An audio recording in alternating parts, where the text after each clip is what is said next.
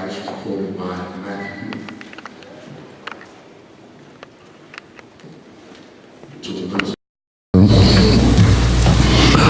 To the officers of this church, to you, my Father's children, grace and peace be unto you.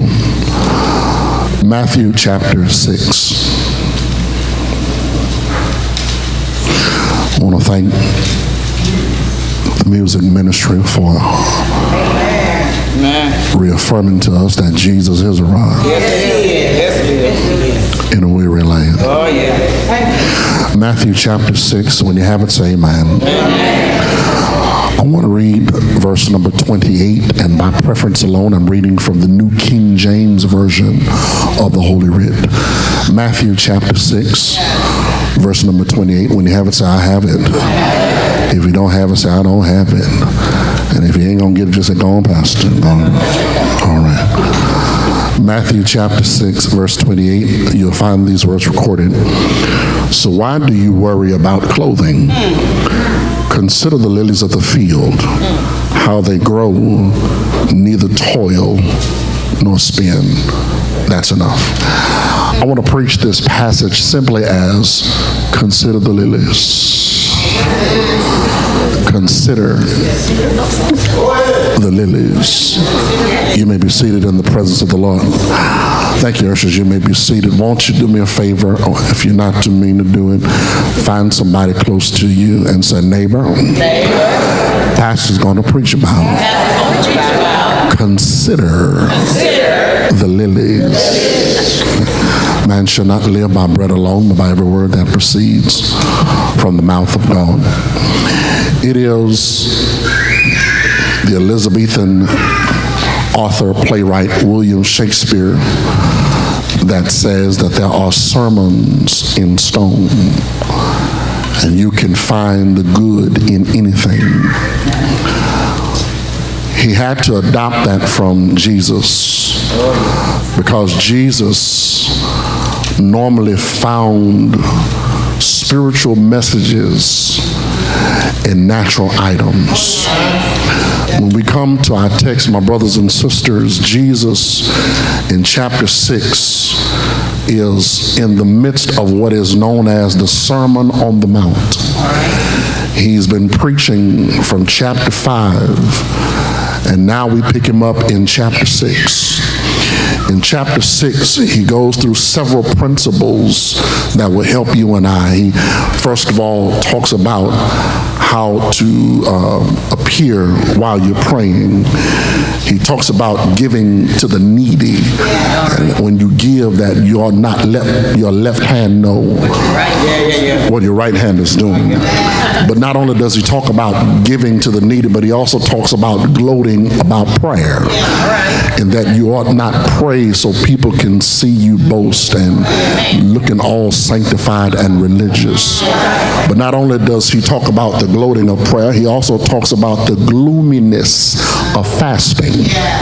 Meaning that when you're fasting, you don't have to look like what you're going through.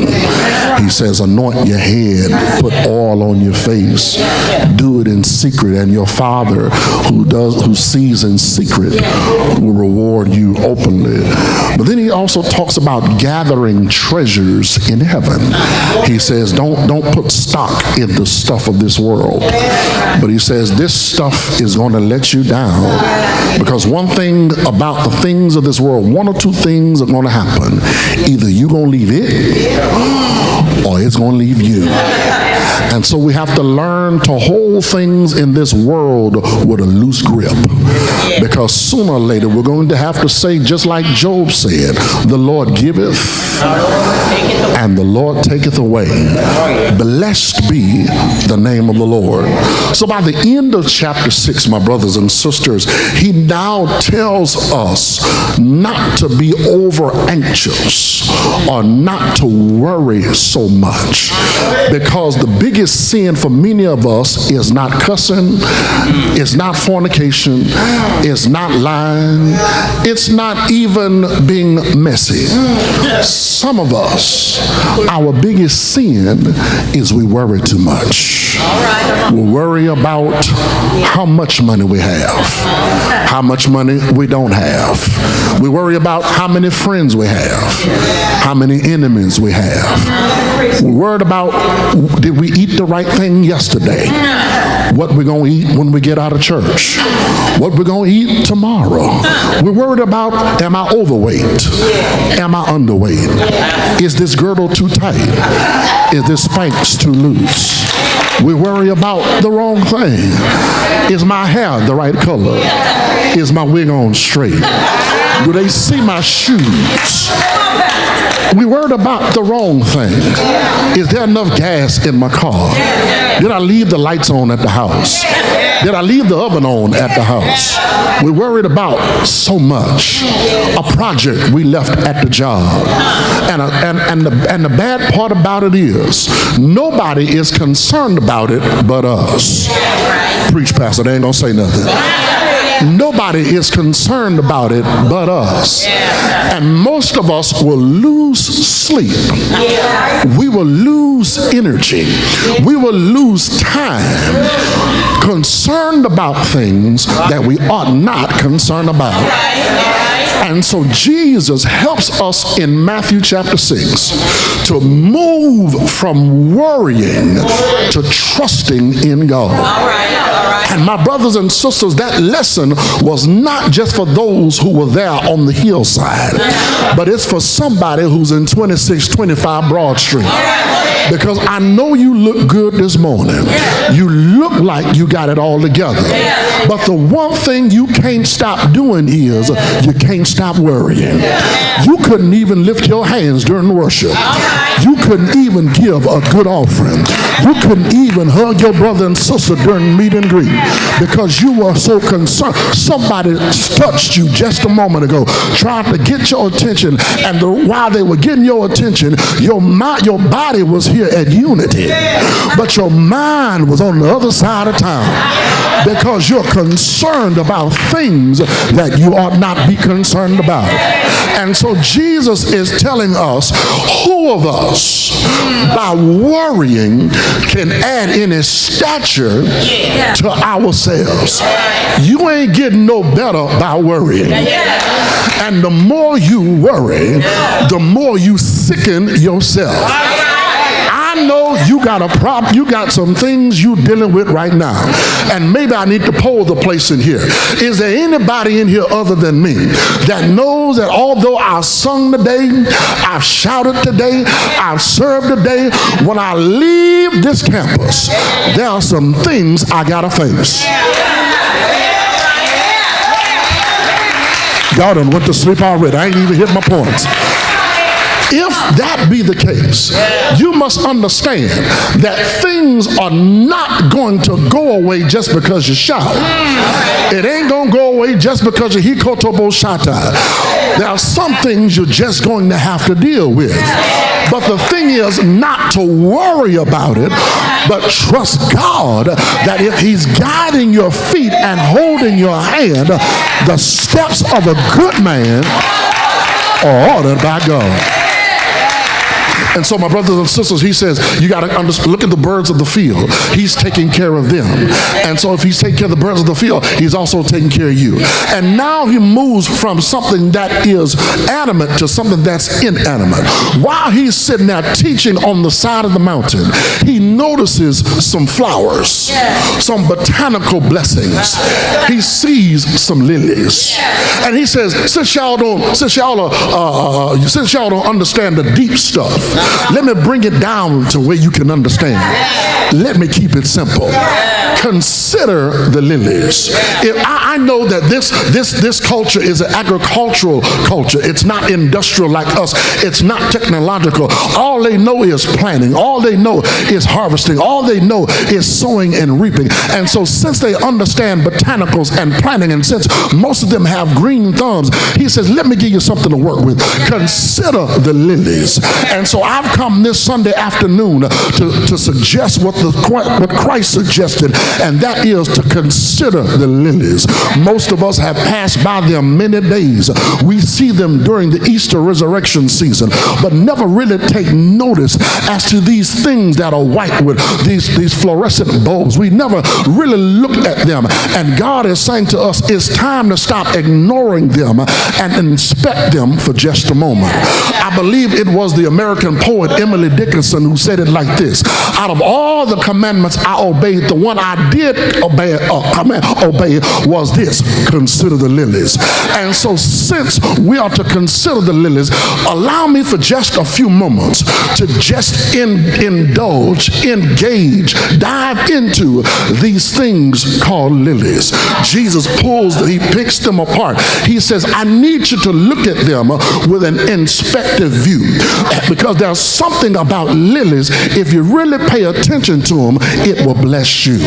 And so for just a moment, my brothers and sisters, let's look at what Jesus is trying to say about the lily. He says, consider the lilies. Why am I considering them? I'm glad you asked me, because there's some things about the lily that's going to blow your mind. The first thing you got to consider about the lily is consider their manner of growth. Number one, consider their manner of growth. I'm in verse number 28. He says, consider them, first of all, how they grow. You must understand something about lilies. Lilies are seasonal plants. They blossom in the summertime, but watch this, they can be planted during the fall and during the spring. Now, although they don't come up until the spring or summer, they can be planted during the fall and spring. That has to do with you and I. God plants us at different seasons, but we're not going to come forth until the right season. And sometimes God puts you in a place and you think that God is going to automatically cause you to sprout up and burst. You think that God is going to instantaneously cause you to reap and to be blessed and to manifest. But I'm talking to three of us in here that God planted me last year, and I'm still not seeing the harvest. I'm still not seeing the breakthrough. You got to understand, although it was your season to be planted, it was not your season to blossom. But watch this, just because it's not your season to blossom don't mean your blossoming season is not going to come. Have you ever heard of the term called late bloomers? Talk back to me if you can. That means you may not bloom with everybody else, but eventually you will bloom. You may not get blessed with everybody else, but you will get blessed.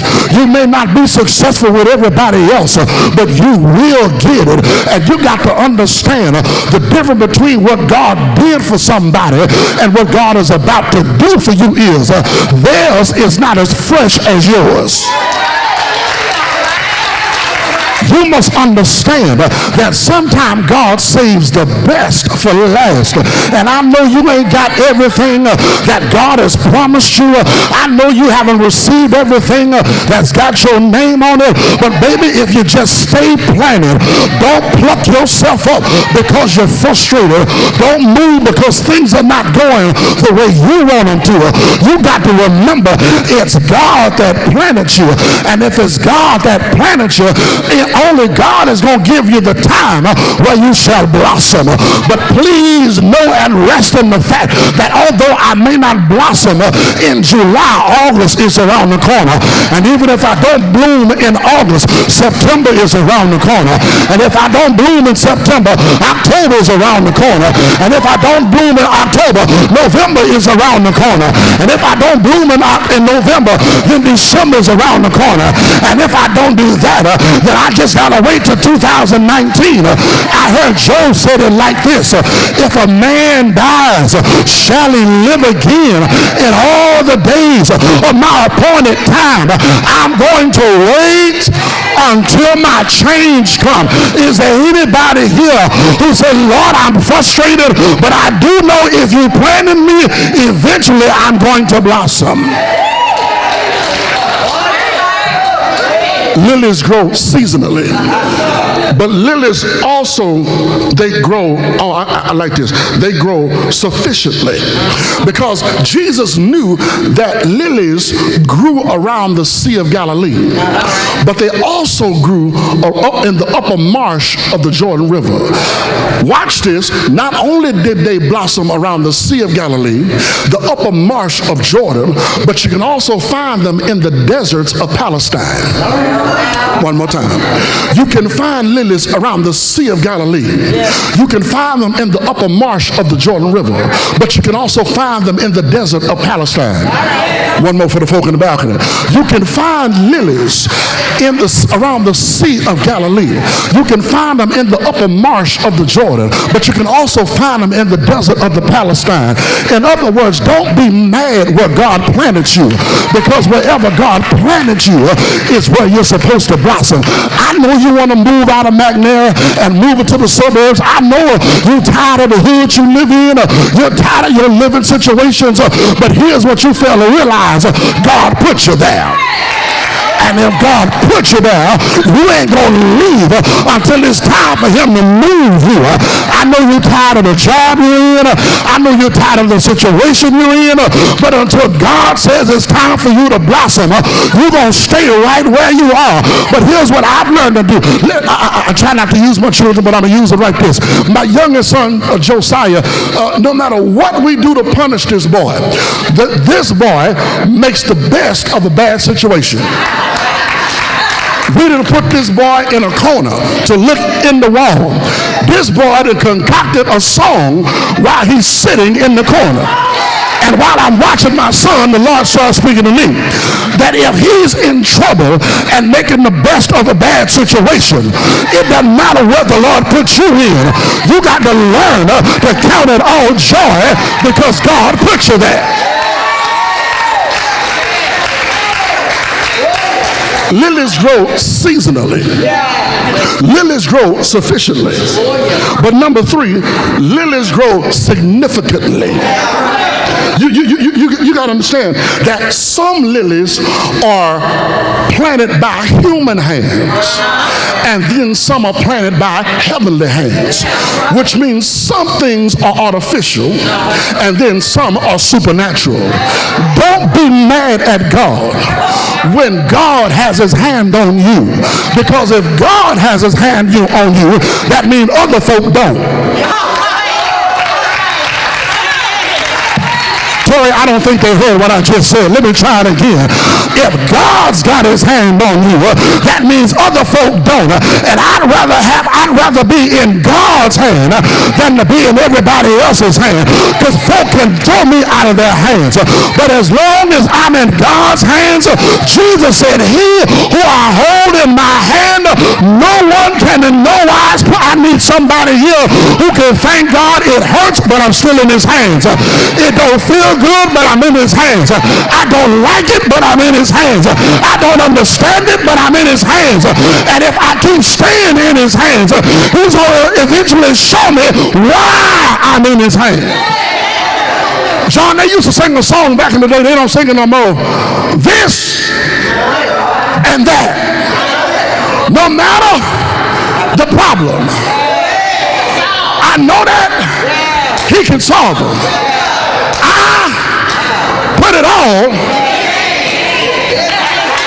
Y'all ain't never sung that song?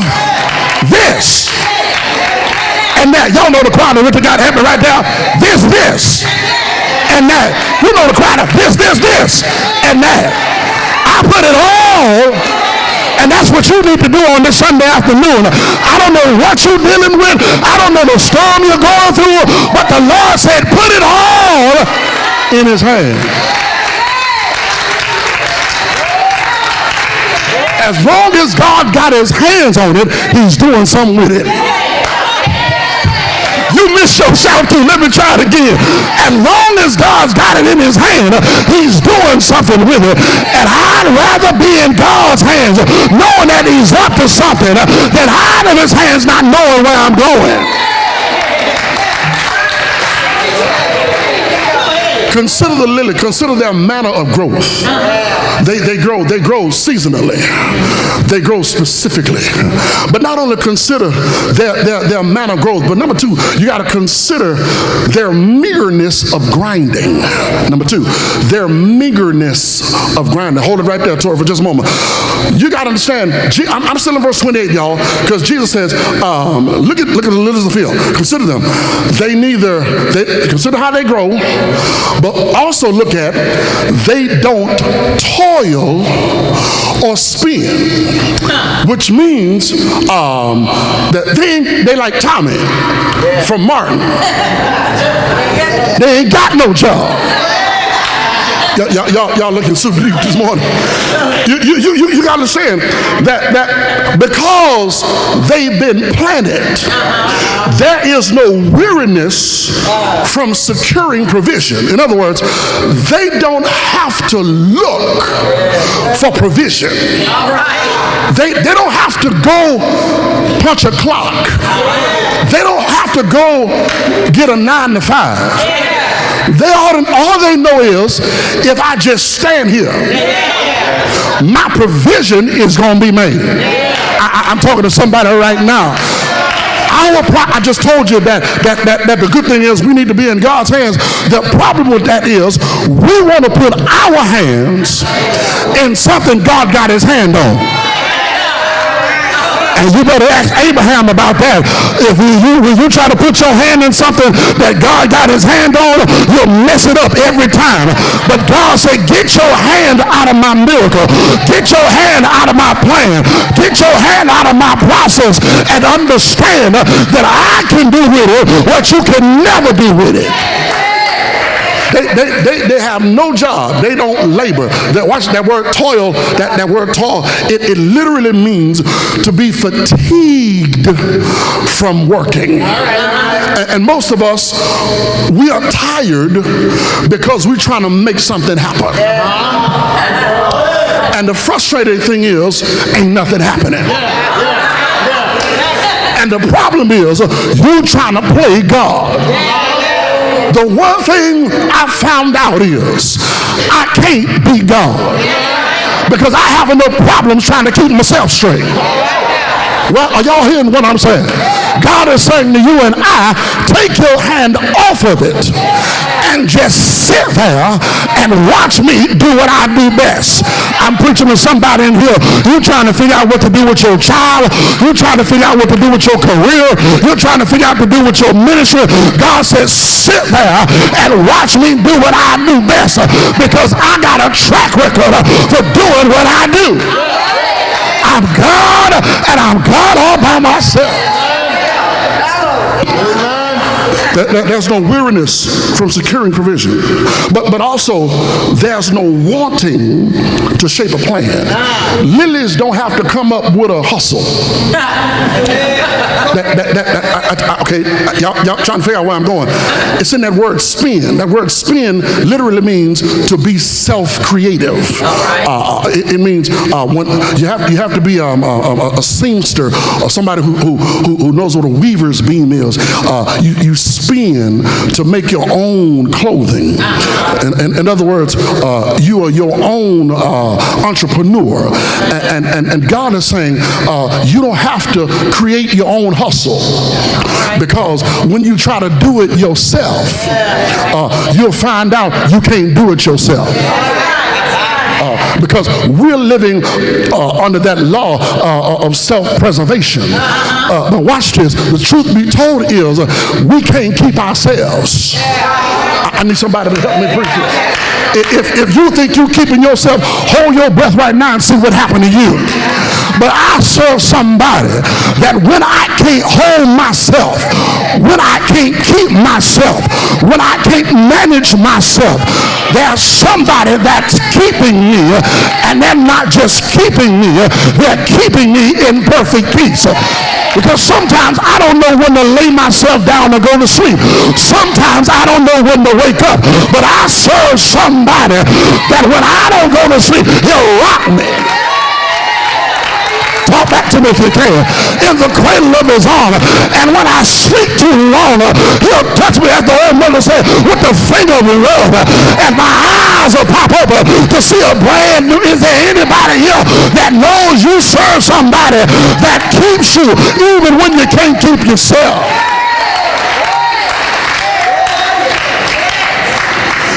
We want to be self-industrious, but we can't keep ourselves. Jesus is teaching us, if it was up to you, you would have been out of the problem. You would have had the issue resolved. But have you noticed, the more you try to solve it, the worse it gets. The more you open your mouth, the worse things get. Talk back to me if you can. But when you shut your mouth, stand still, preach, pastor, and see the salvation of the Lord, you'll be able to tell somebody, how did you make it through? How did you come over? You'll tell them, I couldn't do it by myself. But if it had not been for the Lord on my side, you can't do it by yourself. Now, please don't misunderstand this, because Jesus is not telling us to quit our job and be without employment. Paul can verify that in 1 Thessalonians chapter 3 verse 20. He says something like this. He's been teaching them that if a man don't work, you read that scripture, haven't you? And I don't know about y'all, but this fella right here likes to eat. Y'all ain't got to say amen. I'll say amen for myself. And since I like to eat, I got to do what I need to do in order to eat. But Jesus is saying, don't try to get so much of don't worry about the things you're going through that you got to hustle just to make ends meet. Because life has a funny way of moving one of the ends. Life has a way of teaching you that when you used to robbing Peter to pay Paul, now you got to pay Peter and Paul. Are y'all hear what I'm saying? God is saying you can't trust in your hustle. You can't trust in your skill. You can't trust in your wit. But Solomon, what should I do? Solomon said, when you get to unity, tell them, trust in the Lord with all that heart and lean not to your own understanding. But what should you do, Solomon? In all your ways. And I need somebody here who can say, Lord, I don't know what to do tomorrow. I don't know what to do when I get home. I don't know what to do this week. But I trust you that if you kept me last week, you're going to do something for me this week.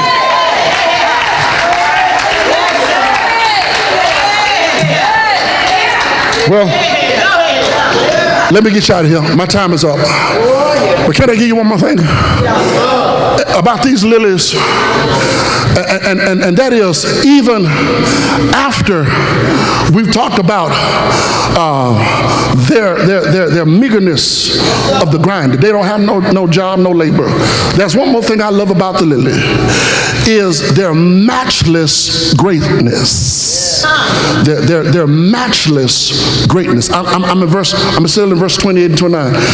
Jesus says, and not even Solomon was arrayed like one of these. Now, most of us know Solomon as the wisest king.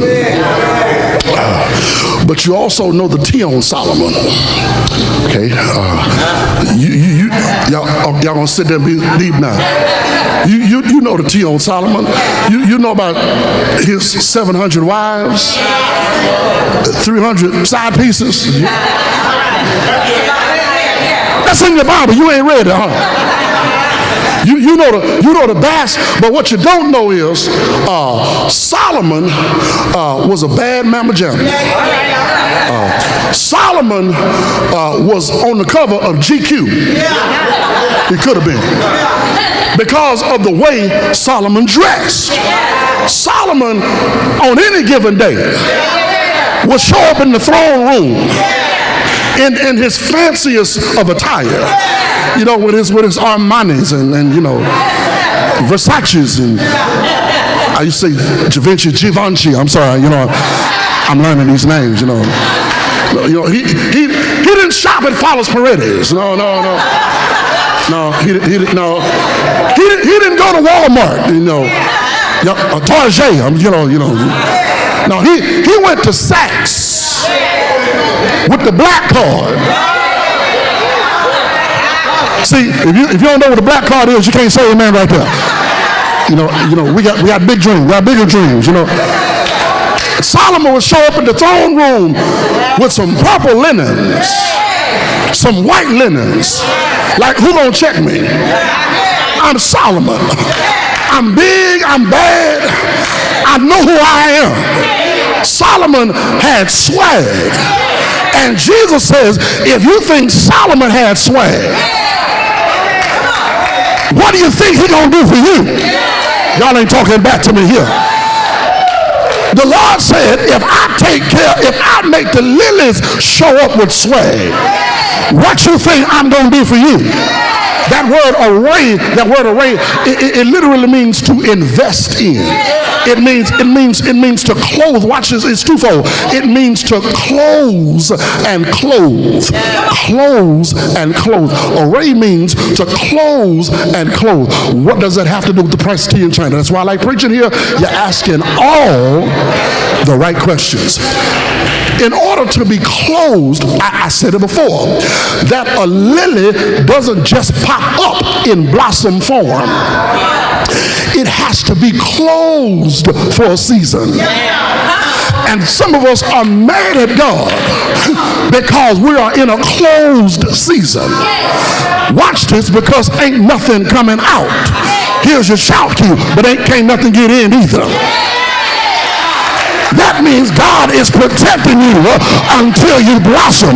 God is holding you until your due season. You mad because you want to be big and bad and go in the world, and God is saying, child, I got you shut up because I'm protecting you from some stuff.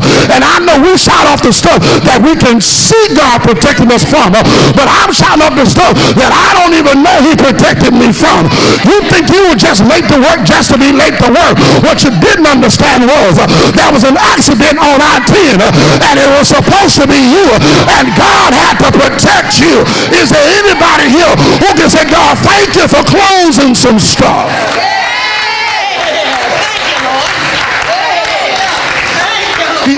I said it's closing, but it's also clothing. That word clothing, Brother Franklin Monson Deacon, it means to invest in. And I didn't understand that until I started watching TV. And what y'all don't understand, ever so often, they have these award ceremonies. They had these award ceremonies.